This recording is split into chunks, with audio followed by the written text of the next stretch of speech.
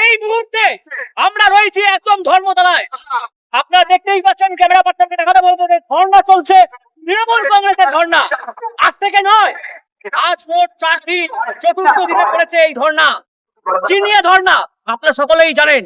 SIR issue নিয়ে ধর্ণায় নেমেছেন রাজ্যের মুখ্যমন্ত্রী মমতা বন্দ্যোপাধ্যায়।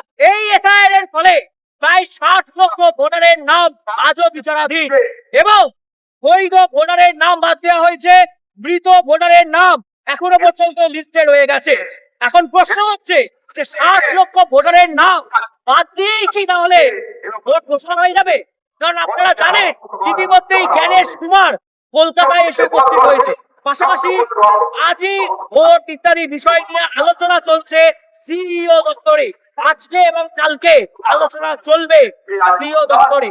এখন প্রশ্ন হচ্ছে এটাই যে তাহলে কি বৈধ ভোটারের নাম বাদ দিয়ে ভোট ঘোষণা হবে, নাকি বৈধ ভোটারদেরকে ভোটার তালিকায় রেখে ভোট ঘোষণা করতে বাধ্য হবে জ্ঞানেশ কুমার?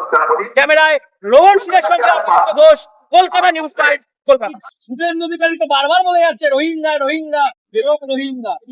দেখুন, আপনি তো বাংলায় কথা বলছেন, কি বলছেন? আমি তো বাংলায় কথা বলছি, আমি রোহিঙ্গা। যে ব্যক্তিটা ক্যামেরাটা ধরে আছে সেও আমি মনে করি যে বাংলায় কথা বলে, তার মূলত ভাষা হচ্ছে বাংলা।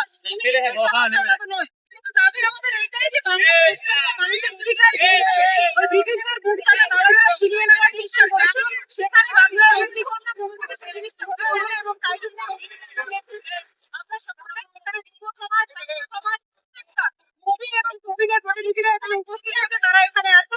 এবং আমাদের মূলত দাবি একটাই যে বাংলায় তারা যতবার আঘাত করতে আসবে ততবারই আমরা জোর কণ্ঠে বলবো যে জিতবে আবার বাংলায়। আর এখান থেকেই আমরা ডাক দিচ্ছি 250 250টা আসন আমরা 2026-এর নির্বাচনের রেজাল্টে আপনিও দেখতে পাবেন, আমরাও দেখতে পারবো। আর হ্যাঁ, এই জনগণ, এই জনস্রোত, যে প্রত্যেকটা ব্যক্তি ওই ভোটের একদম বক্সে গিয়ে যে ঠিক জায়গায় ভোটটা দেবে সেটাই স্পষ্ট করে দেবে। তারা যতই চেষ্টা করুক না কেন, তারা 60 লক্ষ বা 63 লক্ষ ব্যক্তিদেরকে তারা যেইভাবে হেনস্থা করার চেষ্টা করেছে, প্রত্যেকটা বাঙালি, প্রত্যেকটা জনগণকে যেভাবে হেনস্থা করার চেষ্টা করছে, মূলত সেটার বিরুদ্ধে আমাদের সকলের